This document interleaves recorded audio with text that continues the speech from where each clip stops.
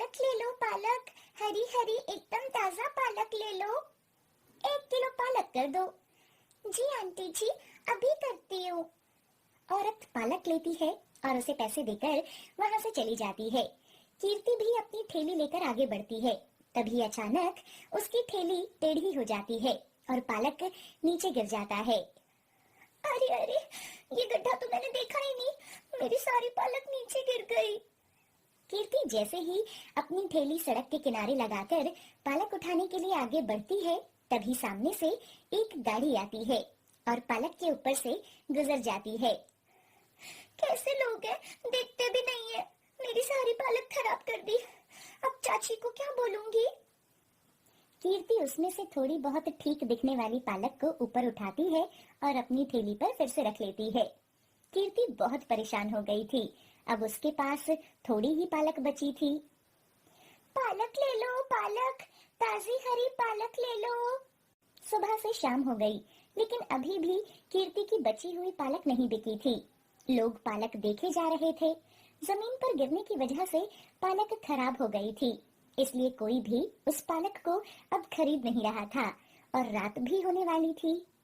रास्ते में कीर्ति को सड़क के किनारे एक गाय और उसका बछड़ा दिखाई देता है।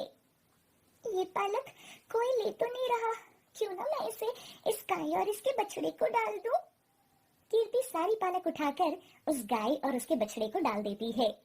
वहीं से उसकी चाची जा रही थी और वो कीर्ति को देख लेती है। ओहो, तो ये तो कीर्ति है, ये सारी पालक इस गाय को क्यों डाल रही है? घर आने दे, इसको तो मैं बताती हूँ। कुछ देर बाद कीर्ति भी घर पहुंच जाती है। आ गई महारानी, पुण्य करके सारी पालक गाय को खिला दी। नहीं चाची जी, वो मेरी थैली से सारी पालक नीचे गिर गई थी। जैसे ही मैं उसे उठाने लगी तो एक गाड़ी वाले ने सारी पालक को कुचल दिया था। अच्छा जी, पालक को गाड़ी ने कुचल दिया, तुझे क्यों नहीं कुचला उसने? कीर्ति 100 रुपए अपनी चाची को देती है। सरिता कीर्ति से पैसे लेती है और उसे एक थप्पड़ लगा देती है।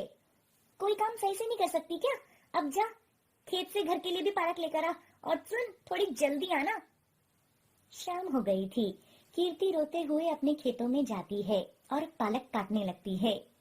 कीर्ति देखती है कि खेतों में एक पालक के ऊपर बहुत सारे कीड़े थे।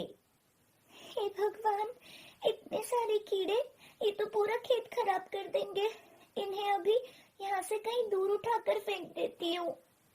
कीर्ति जैसे ही उन कीड़ों से भरे पत्तों को तोड़ने लगती है तो एक चणक बड़ा हो जाता है और बोलता है, रुको, मेरे परिवार को खेत से बाहर मत फेंको, हम आज रात को ही यहाँ से चले जाएंगे। तुम बोल सकते हो? मैंने बोलने वाला कीड़ा कभी नहीं देखा। मैं एक परी थी और ये सब कीड़े मेरा परिवार। मेरे बच्चों की एक गलती की वजह से मुझे और मेरे परिवार को एक दिन के लिए कीड़ा बनाकर पृथ्वी लोक में भेज दिया गया है।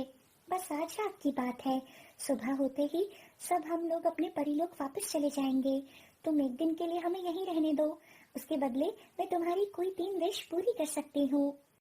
कीर्ति सारी बात परी को बताती है और वो कीड़ा बनी हुई परी अपनी शक्ति से पालक की सब्जी और कुछ पैसे कीर्ति को देती है।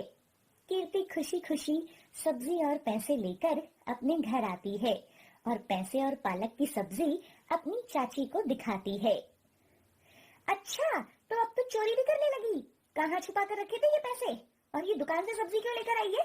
तुझे कहा था ना खेत में से पालक लेकर आना। नहीं नहीं चाची, आप गलत समझ रही हो। ये पालक तो मैं खेत में से लाई हूँ। ये ना जादुई कीड़े बनी उस परी ने मुझे दिया है। क्या? जादुई परी पालक? ये सब क्या बोल रही है तू? कीर्ति सारी बात अपनी चाची को बताती है। अच्छा जी, अगर सच में उसके पास ये जादुई शक्तियां है ना, तो अभी जा और उसको बोल मुझे बहुत सारे जेवर चाहिए। चाची, ये बहुत सारे पैसे हैं, इससे हम और भी ज्यादा खेती करके मेहनत करके पैसे कमा सकते हैं। अरे चुप कर, और जैसा बोला है वो करके ला। कीर्ति फिर से खेत में जाती है और उस कीड़े से बोलती है, जादुई कीड़े, मेरी चाची को बहुत सारे जेवर चाहिए, क्या तुम दे सकती हो? हाँ हाँ, क्यों नहीं। जादुई कीड़ा अपनी शक्तियों से एक जेवर से भरा थैला कीर्ति को दे देती है। कीर्ति जेवर से भरा थैला लेकर अपने घर आती है। सरिता इतने सारे जेवर देखकर हैरान रह जाती है। ये तो सच में जादुई है। अरे वाह, इतने सारे जेवर। और मुझे भी एक काम करना तू, मुझे उस जादुई कीड़े से मिलना है। चल जल्दी चल, कहाँ है वो? मुझे उससे बहुत कुछ मांगना है। चाची जी, वो सिर्फ हमारी 3 ही विश पूरी कर सकती है। 2 विश तो हम पहले ही मांग चुके हैं। अब हमारे पास बहुत कुछ है, हमें ज्यादा लालच नहीं करना चाहिए। वैसे भी सुबह तक वो लोग यहाँ से चले जाएंगे। क्या? चले जाएंगे? नहीं नहीं, ऐसे नहीं जा सकते। तुम्हें कुछ नहीं पता है, तुम मेरे साथ चुपचाप चलो। अब बाहर अंधेरा भी हो गया था और सब लोग अपने घरों में सो रहे थे। इधर सरिता कीर्ति को लेकर अपने खेत में जाती है। जादुई परी उठो। कीर्ति की आवाज सुनकर वो जादुई कीड़ा सामने आता है। अरे, तुम फिर से यहाँ क्यों आ गई? अभी इतना अंधेरा हो गया है। सुनो जादुई कीड़े, मुझे ना तुम बहुत सुंदर बना दो, और हाँ, मेरा घर को महल की तरह बना दो और उसमें हीरे जवाहरात सब कुछ भर दो। चाची, आप ये सब क्या बोल रही हो? ये सब ठीक नहीं है। अरे तू चुप कर, तुझे कुछ नहीं पता। जादुई कीड़े, मुझे नहीं ये सब चाहिए। जल्दी करो, हाँ, मुझे अपनी तरह जादुई शक्तियां भी दे दो, फिर तो मुझे सब कुछ मिल सकता है। चाची, वो एक दिन में सिर्फ 3 ही विश पूरी कर सकती है और आप इतना कुछ मांग रहे हो। अच्छा, तो फिर मुझे अपनी तरह बना दो। तुम में जो भी शक्तियां है ना, सब मुझ में भी हो।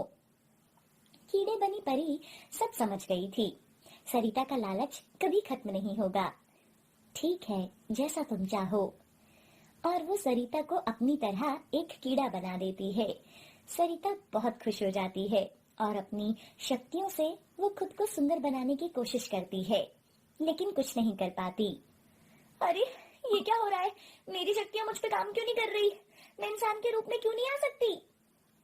इन शक्तियों से तुम सिर्फ दूसरों की मदद कर सकती हो, अपनी नहीं। ये सुनकर सरिता रोने लगती है। अरे, मुझे माफ कर दो, मुझे मेरे असली रूप में ला दो। मैं कीड़ा बनकर पालक पर नहीं रहना चाहती, मुझे फिर से पहले जैसे बना दो। कीर्ति अपनी चाची की ऐसी हालत देख नहीं पाती। परी, मेरी चाची को माफ कर दो, हमसे गलती हो गई। इनको इनके असली रूप में ला दो। मैं अपने माँ बाबा को तो पहले खो चुकी हूँ, अब इनको नहीं खोना चाहती। परी कीर्ति की बात मान लेती है और अब सब कुछ पहले जैसा हो जाता है। कीर्ति सरिता के गले लग जाती है। अब कभी भी लालच नहीं करना। मैं जाने से पहले